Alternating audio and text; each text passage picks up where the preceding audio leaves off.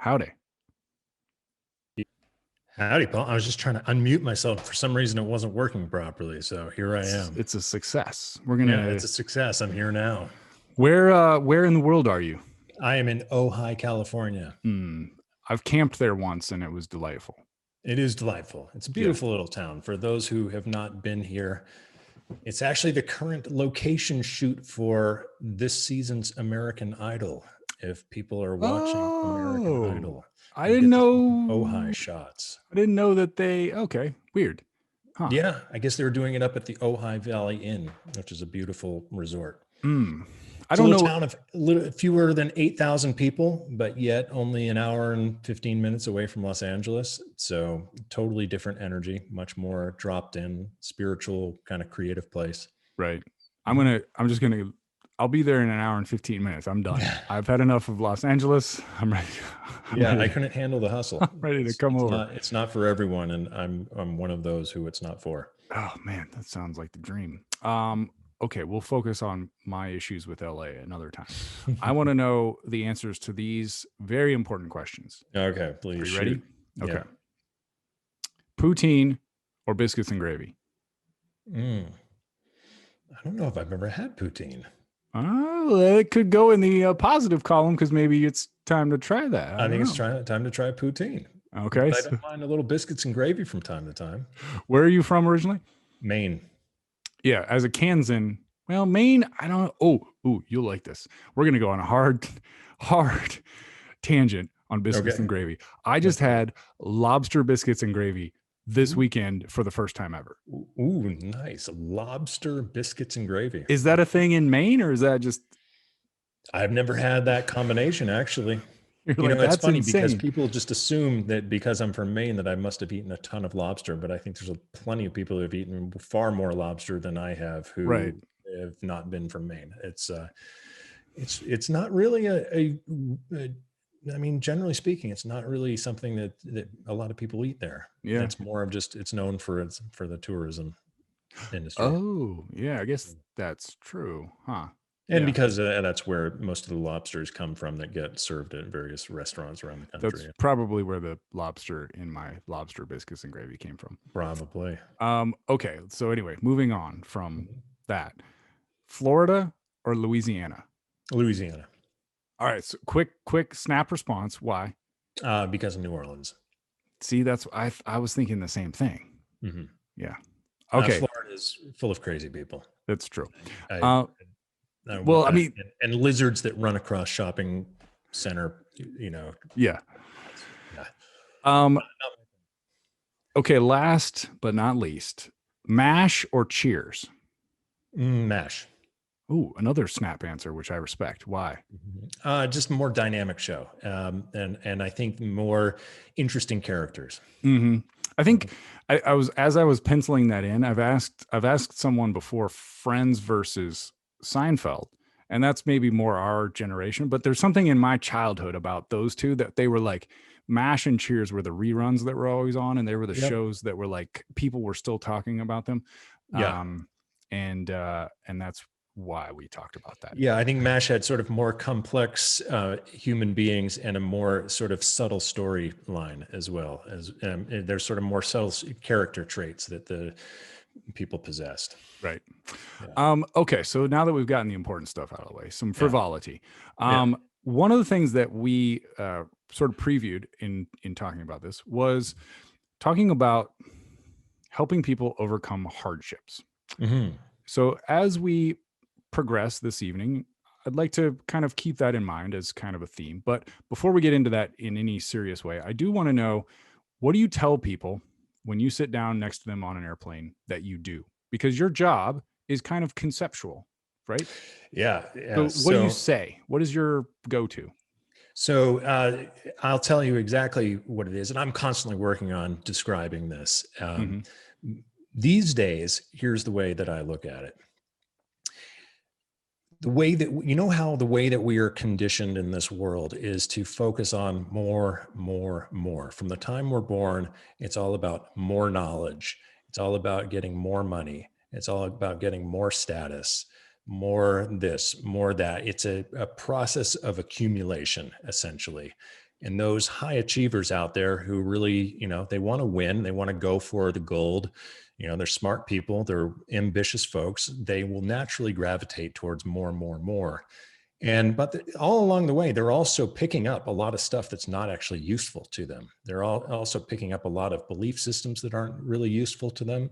And they are just doing that accumulation type of thing to a point where more just becomes overwhelming. And there's a certain amount of stress that they have picked up because they haven't actually flushed things out. They haven't done the inner cleaning and the inner work to let go of some of that stuff. So if you look at the analogy of a modern contemporary design, if you go into a space that was designed in the last 10 years or so, you'll notice that the focus tends to be on the space and the light, and the objects within the space are highly intentionally placed, so that you don't look at you don't go into one of those spaces and see a bunch of stuff that's accumulated.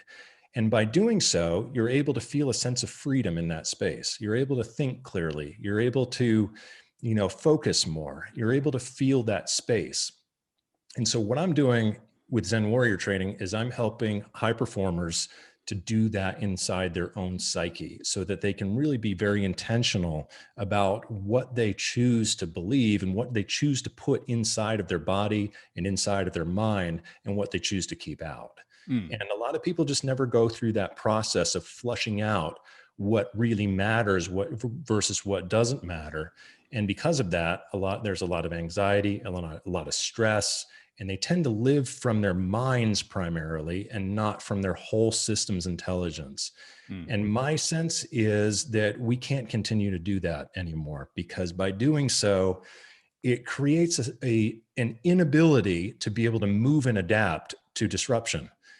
And COVID has taught us one thing, and that is that disruption is here now. And anyone who thinks that we're just going to go back to a normal life now is hopelessly naive, because we're going to experience more and more disruption as time goes on. That's going to cause us to need to pivot and move and have that space and the freedom internally to be able to do that effectively and not be stuck trying to, protect the more that we have accumulated.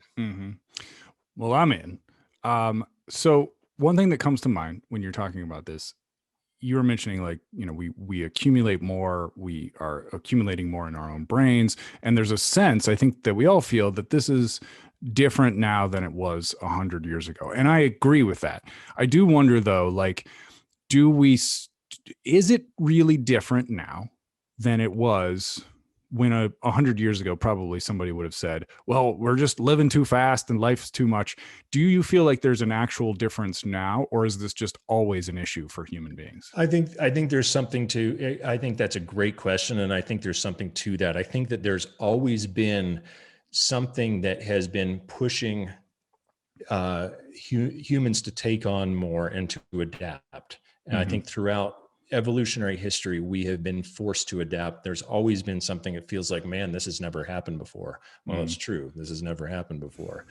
And I think in the modern era, there's a sort of a speed to the change that's happening and an unpredictability where this focus, I think, is more important, maybe more important than ever. And maybe that's something that could be argued has been true throughout history. But I know one thing, and that is that the more that we are attached to that is impermanent, that is bound to go away, if we are attached to those things, then we're going to suffer in moving away from them and pivoting in a new direction. And this is where the Zen part of the Zen warrior piece comes in, because the Zen is about really focusing on the space, being mindful of that which you attach yourself to that is inherently impermanent. So the things that we attach ourselves to, whether it be, say, a car or a number in our bank account or a girlfriend or a partner, spouse, whatever, those things that aren't necessarily going to last forever, but we attach ourselves to them as though they will, are going to cause us unnecessary suffering if we can't remove ourselves from that attachment. And I think that being able to pivot requires that we let go of attachments. So I think there's a really beautiful thing about Zen philosophy that is so relevant to this day and age. And you know, a lot of people think, well, how would, you know, Zen principles be relevant to my business, say, for example, or to my leadership style? Well, how could they not be? I mean, it's perfectly relevant, because what I think is the most important asset that we have is our ability to be present in the moment. And we can only be present in the moment to the degree to which we're not attached to things from the past or attached to ideas in the future. That's the only way that we can really pivot and move with things as they change. It something that I've been thinking about a lot has come up in my brain because of the way that I see people interacting with social media, which is kind of a form of a possession, right? Like you're able to curate this version of yourself online. Sure. And to me, I think that gives people a mistaken view of their own mortality. It starts to make you feel like you are the center of the universe and that you might live forever. I actually think that, you know, even in what you were talking about, I think that understanding our own impermanence and our own mortality allows us a certain timelessness in a way. Like it's paradoxical, right? Like that's exactly right. It's really strange that when you realize that you're mortal, you start to cherish each moment, and that each moment then has the potential to be sort of a bigger deal. But I feel like a lot of times what I see from people is this sense that like we have this weird relationship with death where we don't talk about it. And I think that actually screws us up when it comes to this idea of I can accumulate all of these things and I won't have to worry about dying. Right. Well, most of us don't talk about it. I talk and think about it every day. Right. And I cultivate a relationship with it. I like to look at every day as an opportunity to die to anything that's not totally relevant to this moment. I get off on really focusing on what is relevant right now. Like, what is my intention? And in other words, what is the overall direction that I want to go and the impact that I want to have? And the overall direction that I want to go and the impact that I want to have is I want to really help as many people in leadership positions as possible to decondition themselves from the unnecessary stuff that's preventing them from functioning and being as fulfilled as they want to be and as effective as they want to be. And then I bring that intention and I bring that now into this moment. Like, how is my conversation with Paul right now? How far am I on or off that intention right now? And just sort of studying that, and everything else doesn't matter. There's not a goddamn thing else that matters. Everything else goes into the recesses of my attention. And so I like to play this game with myself because it keeps me really engaged. And I think it really, we could use the analogy of basketball, since you're a former professional basketball player. Like when you're playing basketball, you have to be doing this. You have to be focused on, all right, that just happened. Now I have to focus here. That just happened. Now I have to focus here. And there's something that is so engaging about it, not only to the player, but to the audience, because we can all feel that inside of us. And those of us who are watching it as the audience are going, ooh, there's something inside me that's like alive, because I get that's some high performance stuff that I'm seeing going on right now. I can feel like there's something in my potential that I'm resonating with through watching these guys play together. And what is resonating is they're seeing people operate a very high level of cognition that is requiring them to be in the moment. And that engagement is exciting. And that engagement is what it's all about. And I think that no matter whether it's in any sport, really, that's what makes it exciting, is the engagement of mind, body, and spirit with the activity, with the physical activity. But when people are sitting under fluorescent lights in office buildings and that kind of thing, that all goes away, you know, and it turns into rumination and anxiety and just, you know, all this mental stuff. and you don't have access to that same level of engagement. And so I think that type of engagement is something that we can practice. We can practice making our intention important, and we can practice taking that same level of engagement that you would take on the court and bringing it into the moment right now that might otherwise seem like yet another mundane moment. It's only as mundane as we make it. Do you occasionally struggle with dealing with the general population? Because it seems like you're obviously in touch with a lot of stuff that's going on. And I would imagine, I'll be honest, I go through this myself. So it's partially like a self-serving question where you kind of just want to shake people and be like, come on, like I can see all the things that you're doing. Like, but on an honest level, I absolutely do. Do you struggle with like, just like, you can see all the things that they're doing wrong and you want to be like, I can help you, but you need to ask me first or it won't do any good. Yeah, exactly. I've struggled for years with this. I mean, I think I can track it back about 30 years ago that I first saw the way in which the collective unconscious of humanity was leading us down a finite path. And it was due to the way in which people had such a tight box around their thinking and their identity. And say, for example, let's just look, for example, at there's 9 different types of intelligence that include naturalist intelligence, existential intelligence, emotional intelligence, et cetera, et cetera, et cetera, musical, logical. So say I'm someone who really is really good in logic and mathematics. And so early on in my life, I'm in 3rd grade and I'm just kicking ass on all the tests, and that logical part of my brain that gets a lot of reinforcement. I'm getting A's in that class. In my language arts class, I'm getting B's or C's. So I prioritize that area. Now, for a lot of people, they continue to prioritize that one area where they're really good, and they start to form an identity around that one area of intelligence. So their ego actually creates this idea that I'm a logical person. From there, I'm going to go into accounting, or I'm going to go into engineering or something. Fine, that's fine. There's nothing wrong with that. However, we also have all of these other areas of intelligence. We don't just have one type of intelligence. Each human being has the capacity for infinite emotional intelligence.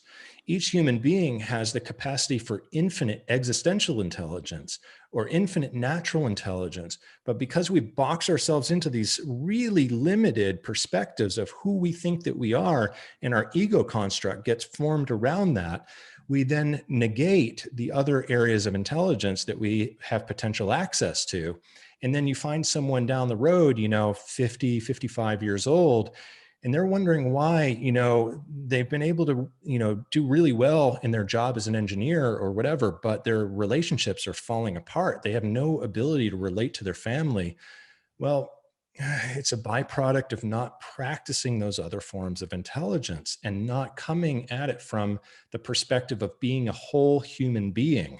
Instead, looking at it from the identity structure running the show rather than the whole human being.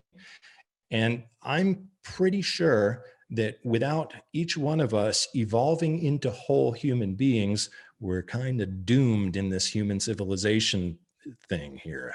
But my sense is the more each one of us can discover our wholeness as human beings, the more we will be able to cooperate for a better civilization for all. That's my sense.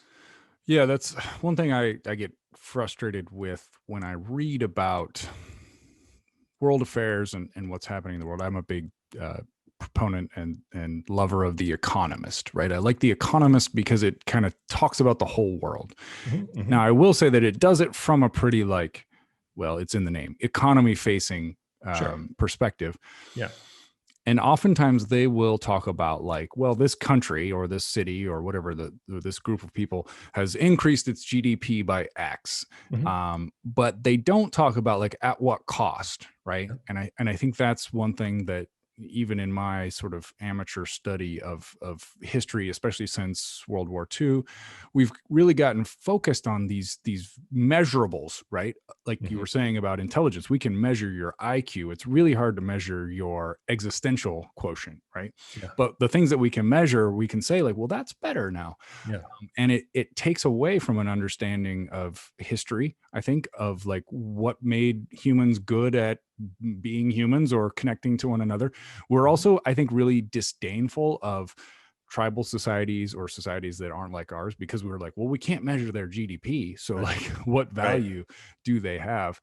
And Right. I wonder, like, That's you know, very true.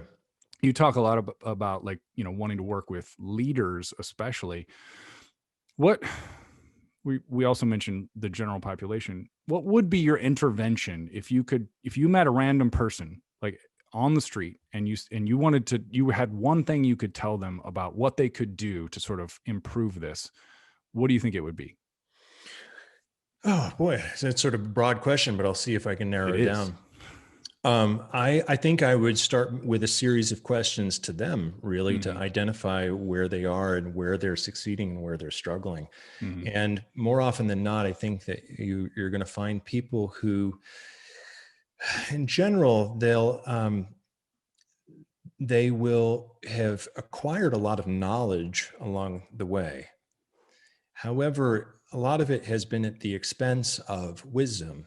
And I think that goes to speak to exactly what you're referring to when you talk about the perspective that the economist takes, and the fact that there's not a lot of focus on, the backstory and all of the other aspects involved with GDP. It's GDP alone. Hey, mhm, well, hey, theoretically GDP is important, absolutely, but like you said, at what expense? And is there something that is being, what's the net loss versus the net gain? And we have to look at it through that perspective. I think we have to look at every transaction and every choice that we make through that perspective of what's the net loss and what's the net gain. And wealth exists on so many different dimensions. We look at wealth when we look at wealth purely through GDP as looking at it on that meta level, or if we look at it through the number that we see on our bank account when we log in to look at our bank statement, if we look at that number and we associate that with wealth, that's only one finite aspect of wealth. And it's also a wealth that is going to fluctuate. It's something that naturally is going to go up and down. And if we have attachment to feeling better about ourselves or more wealthy when that goes up, or worse about ourselves and less wealthy when it goes down, well, we have just robbed ourselves of the agency to be able to connect to other forms of wealth, emotional wealth, psychological wealth, health wealth, all of the other forms of wealth that are just as real. And I think that is so. With that random person, I would probably ask a series of questions and really, more importantly, listen to try to identify where they are in a place of net gain and where they are in a place of net loss from a number of different arenas, looking at the whole perspective of their entire lives, from emotional to physical, et cetera. okay. Yeah. When you're talking about this, I'm in. It's something that I also think about a lot, though. How do you keep from sounding too spacey or new age? And Oh, I'm not saying that you yeah. do, but I That's a great wonder, spread. I've I got to like, be, yeah, I sometimes, I when I talk about these things, I sometimes find myself being like, "Uh-oh, I'm starting to sound like a hippie, and this person's going to turn it off," right? Like, because yeah, it's okay to sound like a hippie yeah, unless the person's not able to then synthesize the information because they've bucketed you in one yeah. category or another. Yeah, so I've learned to be realistic about my expectations around who I am here to serve, Mhm. first of all. And I believe, if I was to take a stab at a number of the percentage of the population, I would say that I'm here to serve about 1 to 2% of the population of, say, people who are entrepreneurs or CEOs. Mhm. 1 to 2%. The other 98, 99%, I don't think are really interested in the conversation. And that's okay. I used to come from more of a kind of a preachy place, I guess, as sort of a messianic sort of direction where I'm like, this is what we need to do to save the world. I still believe that. I still believe this is what we need to do to save the world. I really do. However, I only believe that there's a small fraction of the population who actually want what I'm offering. And I believe that that small fraction is already more people than I'll ever be able to serve, for one thing. And I also believe that those people will have a ripple effect on other people who have a ripple effect on other people, and that will reach out a lot. So I've learned to sort of manage my expectations about who will resonate with this type of conversation, really. That brings to mind a question that I want to ask you. But before I do, I want to mention, if anybody has questions, if you'd like to jump in here, we're happy to kind of bounce things back and forth ourselves. So if you'd like to posit something for us, drop into the Q&A button down below, and we'll get into that. One thing that brought to mind, Sam, was I was driving to just somewhere in LA today, and LA looks like a war zone right now. There are a lot of homeless populations that have kind of taken over, but in addition, there's just like a general disrepair. Like there's kind of trash everywhere and potholes, and so it's easy to get kind of down just based on your environment, right? Sure. And I was wondering, like, how do we, anybody who's trying to make a difference, hopefully bring something positive into the world, is there a way to feel like we are actually bending the arc towards something good without feeling like this is just a waste of time, and that somebody's going to try to do something, but it's never really going to get anywhere? So like, why even try? Like, how do you get yourself up to keep trying to make a difference in those times when, like me this morning, you maybe are like feeling, oh geez, there's just no hope? Yeah, well, the alternative sucks. I mean, that's basically what it comes down to. It really starts with my own personal experience. I mean, part of what you're hearing is coming from the big vision, sort of awareness that I've talked about, that I've been kind of cultivating for the past 30 years or however long. But also a big part of this comes from my own personal experience with having endured a spinal cord injury back in 1999, which left me paralyzed from the waist down. And every moment of every day was a decision. I mean, with that level of trauma, going from being an athlete at the age of 24 to suddenly no longer being able to feel anything from the navel down for the rest of my life, it was a choice that I had to make in every moment of every day. I either fall victim to what I can't change, or I focus on the little thing right in front of me that I can. And so I'm still doing that 21 years later. I'm still going through those moments where I'm like, man, this sucks. This really sucks. I mean, people look at me, if they don't really know me well, they'll look at me from this perspective of the sort of the avatar of inspiration and be like, he's just overcome so much.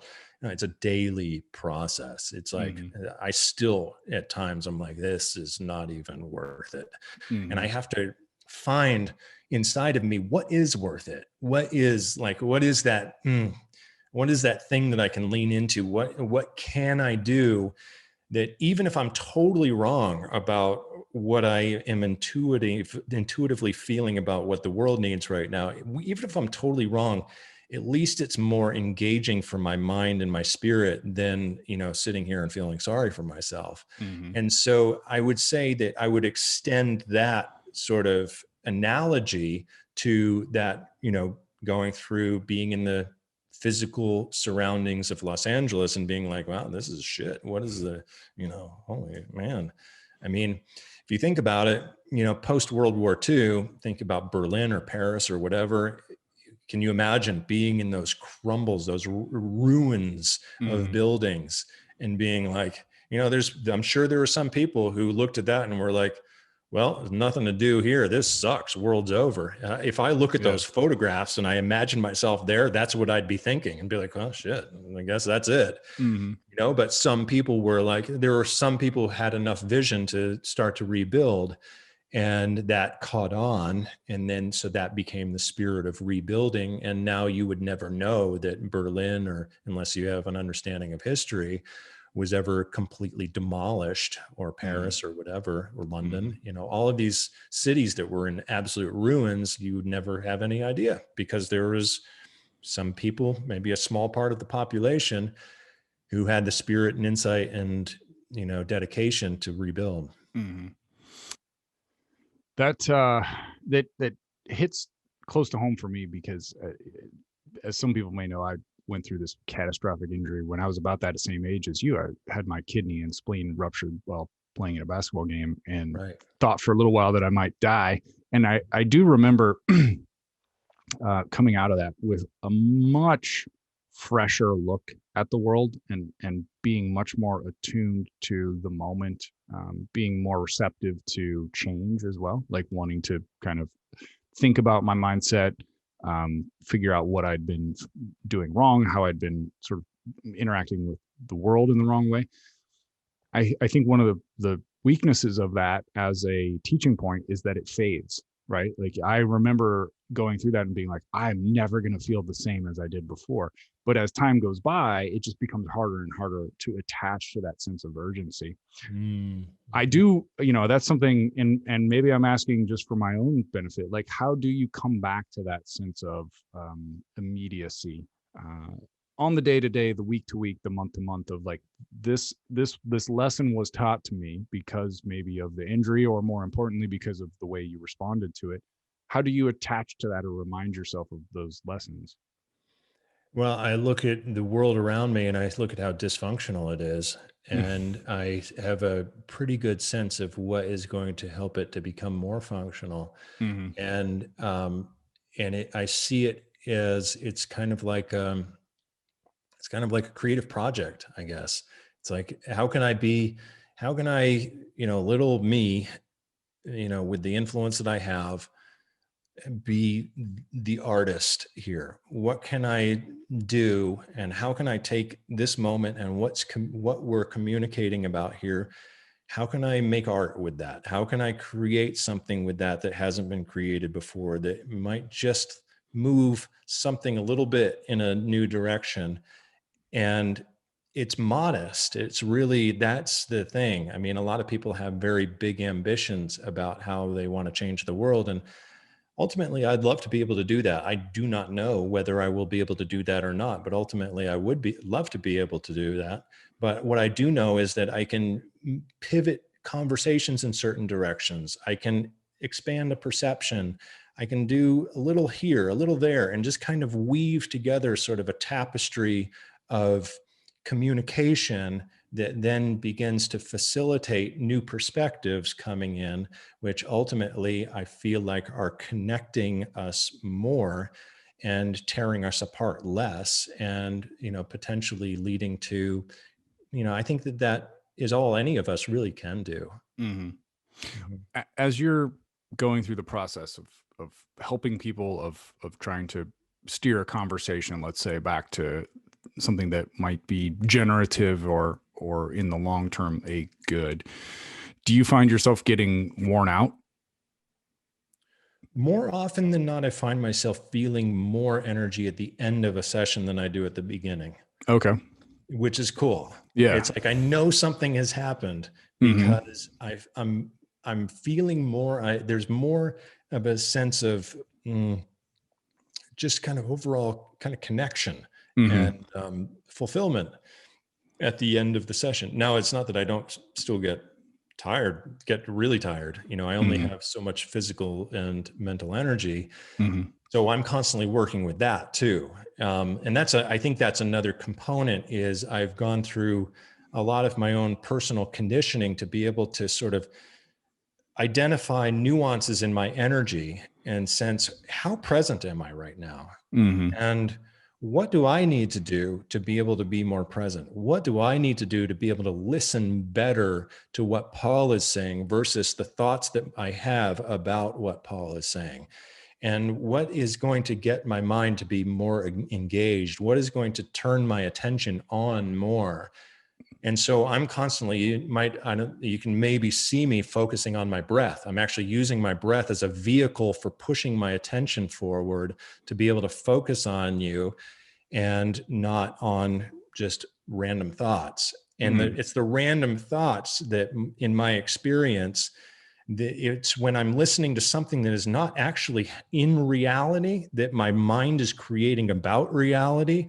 That is what I find to be the most fatiguing, is when you're going through all this mental processing that's not relevant to what's actually happening. And it's like it's like your room analogy. It's like as if a bird flew in the window and starts running around the room, and you're like, that's going to draw all my attention at this moment. Right. Exactly. And maybe part of this is, my own personal struggles with ADD and so forth, which I think I still struggle sometimes with being scatterbrained. Especially, it's a lot easier for me, for example, to be communicating in the present moment with you right here, right now, and to stay perfectly engaged. It's way harder for me when I'm, doing other tasks that need to be done to stay at this level of engagement. It's much, much harder for me. And I struggle with that. And so, when I'm doing this type of thing, for me, it's the greatest thing, because I'm actually doing where I'm really skilled. Put me in front of a computer and I'll have like 20 tabs open on my browser and be like, what was I just doing? So it's all contextual. I think you're not alone in that. I'm learning a lot about like the number of tabs on browsers people have open, and it's stunning to me. I don't know how they just get through the day. I can't focus on one thing for 5 seconds before something else comes up. I'm like, wait, I needed to do that, but no, I need to do that. And it's like, oh, Jesus. You mentioned being present in a conversation. One thing that I talk a lot about is states of flow or being in the zone. And I think one of the things that I like to try to communicate to people is that a flow state doesn't just have to happen, or it doesn't have to just happen when you're on the basketball court, or when you're writing a book, or when you're skiing down a mountain. That it can often happen in the day-to-day of a great conversation, that you could find yourself in a flow state right now because you're having such a cool conversation. And so I wonder if you have any, I'm going to say tips or tricks, but they don't have to be, they're not tricks like trickery, like subterfuge, but just ways to bring awareness to those sort of unknown or unpredicted flow states. Because I think a lot of people are aware, like, oh yeah, if I'm cooking a great meal, I might find a flow state, but I think there's power in finding them in other smaller things. That's a great question. Absolutely great question. And I think we can work on accessing it more.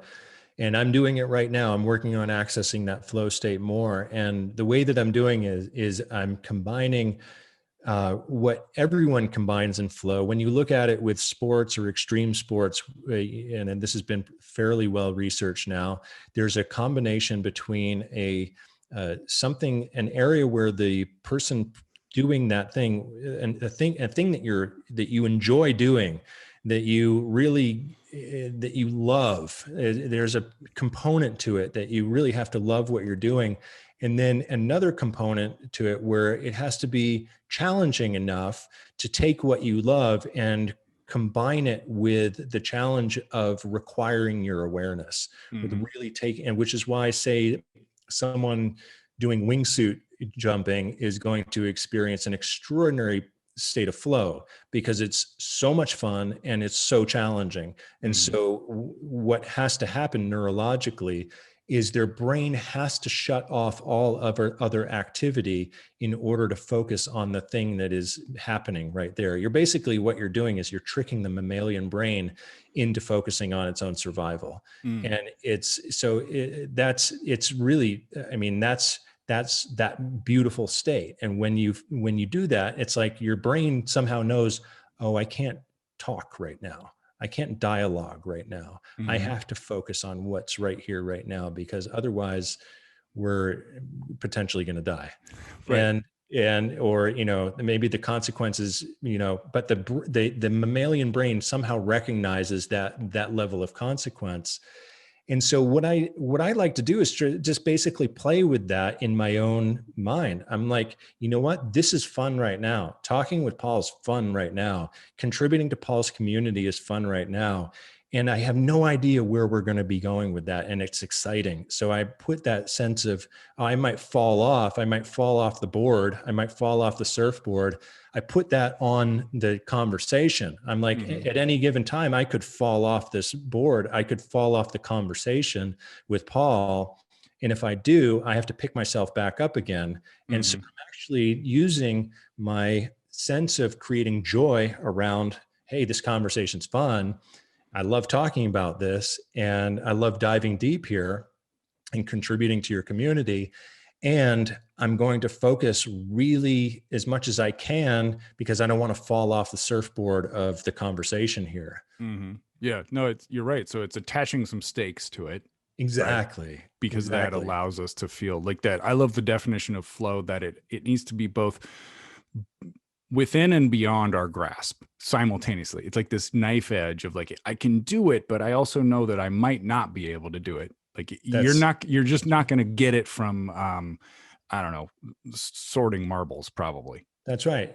And you may ask me a question that totally throws me off. And so that level of, I have to really stay engaged energetically with you if I want to be able to ride that wave of our conversation as it unfolds without being thrown off. So it's like, let me put myself in a state that is similar to that. And it's really just understanding that we actually have agency over our neurochemistry. Yeah, that there's something to be done about it. That's right. Yeah. Cool. We do have a question from an anonymous person. Okay. This person wonders, so speaking of the surfboard, I've already looked at the question, Sam. So I'm at an advantage here. You're going to have to surf it. When you're actively creating something and then it dies as life and things happen, how do you deal with moving onward and doing something new? That's a fantastic question. And this has been the basis behind a lot of what I've been working with, both personally and professionally, for a long time. It's really, I think there's a process that one has to go through of actually feeling that emotional attachment that we all have to that thing that we were doing, and letting that have what it needs to be able to process. And the danger of not doing so is that we can attach ourselves to something new, and that something new could be some sort of almost like a pathological level of positive thinking or spiritual bypass, sort of a denial of what's actually occurring and a denial of the feelings that need to be processed around the attachment. And both of those things they're very similar in a certain way. Sort of, I just coined this term earlier today that I kind of like. I don't know if it's been used before, but micropathology, like the little things, little pathologies that we have that are in our unconscious awareness that are preventing us from being how we wish to be, and these little micropathologies.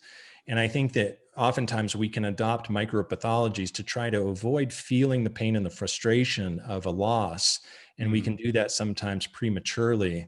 And I don't recommend doing that. I recommend embracing everything exactly as it is, embracing all of the feelings, all of the frustration, the anger, the sadness, et cetera, the grief around that loss, and getting, even if you want to tell yourself everything happens for a reason, the universe only provides that which I can handle, et cetera, that's fine. That's great. That's a good perspective to have. And at the same time, we don't want to do that at the expense of feeling those things that are really, losses, feeling the grief, feeling the anger, feeling the frustration.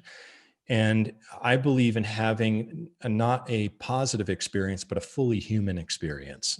And I think that a fully human experience is a grounded way of, in general, moving in a positive, neutral direction, versus being a positive person or whatever. Instead, it's like a positive and neutral. Like I'm including all of the aspects of being a human being, from the things that feel the most painful to the things that feel the most beautiful. and I'm just including all of them without putting too much attachment to either one. Mm-hmm. Mhm. There's a sense of the term wallow gets a bad rap. Yeah. I think it's almost necessary to wallow for a little while, because like you said, our it's wired into us, and that's a Totally. really good thing, right? Like, to trust that that wiring is solid Yeah. is useful. To say, when your brain is saying like you need to lay your ass down and be sad about this, Yeah. that there's a lot of value in that. Yeah. I've heard the term toxic positivity thrown around Yeah. a lot, which I like. It's kind of what you're talking about. Absolutely. This idea that like, well, I have, and you can almost see it in people's eyes. It's kind of a Stepford Wives kind of look, where people are Yeah. like, everything's great, and you're like, it's not. I Right. can tell it's not. Why don't you? Why don't you just Right. tell me like what's Right. going on? Right. I think actually being in the sort of personal development world and working on yourself, it's really, you have to ride this kind of razor's edge of your own awareness with this world, because and I've been a victim of this. I know other people have been a victim of this, of sort of looking at sort of guru types of teachings, the latest self-help book that is going to solve all your problems, and being like, well, this person really figured it all out, and they lay it out in a 7-step process, and they've got it all, tied up, and why don't I have it all? And in that sense, personal development can turn into sort of positivism, a personal Mm-hmm. developmentism, which ends up undermining our ability to actually do what is intended, which is actually to feel okay and functional in the world, and to embrace things and move forward in a grounded and relatively positive way. Mm-hmm. And so there's a lot of danger, a lot of dogmatic crap out there, and you really have to sift through and get and sort of have a fine, sort of finely tuned awareness to what it carries bullshit in it and what's actually real. Mm-hmm. Yeah. Adrian wonders, Hey, Adrian. how do you balance multiple aspects of intelligence, emotional, relationship, health, when you're trying to achieve something professionally that requires a tremendous amount of focus and determination? That's a fantastic question. I would say just practicing one or two forms of a different form of intelligence every day. Mm. Just a little every day, just getting outside of your normal area of intelligence and just working a little bit in a different area every day. Mm-hmm. Maybe not even every day, even once a week. Maybe take an hour every week and just focus in an area that is normally not your area that you normally identify with. And little by little, those bridges start to get made between those different areas. And you know, I think that one of the most extraordinary things is when those regions start to work together eventually, and you start to experience. And I know Adrienne well enough to know that she can relate to this. I believe Adrienne actually already operates largely from this place, from this vantage point, where the creative world, the natural world, and say the existential world all have sort of a combined synergistic kind of, their bridge is already there. And I know you know what I'm talking about, Adrienne. And I think that can be built on. I think that that's really ultimately what makes a whole human being, is focusing on keeping those bridges alive, so that we, when we go out and, if I think about someone bridging the natural world with the existential world, someone like a Ralph Waldo Emerson pops into mind. That it's an ability to communicate philosophical truisms, with an appreciation of the natural world. So those two regions of intelligence, those two areas of intelligence, were nicely bridged in Emerson's mind. Mm-hmm. I think that just practicing one, here and there, that is outside of your normal area of intelligence, I think those bridges naturally get made. It makes me think of the power of learning another language and then applying that process to the language you already speak. Like learning another language allows you to see the language you already understand in a different way. And what you're talking about makes me think of a similar idea where it's not so much that practicing this other intelligence is necessarily going to even help with that intelligence so much, but it might allow you to get out of your own head so that you can look at this other thing from a different perspective. Right. And just, it's like enough of a deviation away from the norm. That skill set it's now firing new synaptic connections, and the brain starts to bridge those connections. Yeah, totally. I spent a month one time heartbroken, and I wrote a poem every morning by the beach. Now they're bad poems. Let's not make any bones about that. But it was amazing to me, like how the act of just trying to write poetry affected my other writing and also just my ability to see the world, which I never would have thought of. Cause like growing up, hated poetry, couldn't stand when we got to that unit in English, and never thought that it would be something that would have any utility. And it doesn't directly as it applies to poetry. It had utility in the rest of my life. Yeah. I love that. And it's not natural for us to, I mean, it should be natural theoretically, but it's not natural in our current culture to focus on an area that isn't it is outside of our normal comfort zone. It takes a lot of initiating. It's like the brain has to work so hard at first to be like, oh God, just like you said with poetry, it's like, oh geez, like I have to focus on like, what? This is totally foreign to me. But it's like the more that we implement those practices into our day-to-day lives, and it has to become habitual too. It can't just be a one-off thing.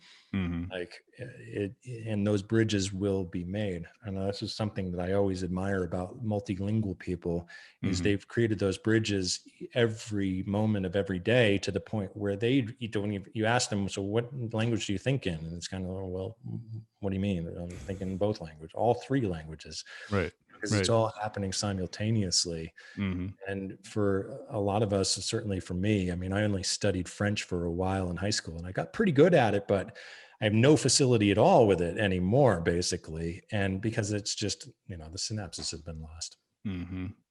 Sam, where should people go if they want to pay attention to you? You can go to my website, zenwarriortraining.com. You can follow me on Instagram at zenwarriortraining.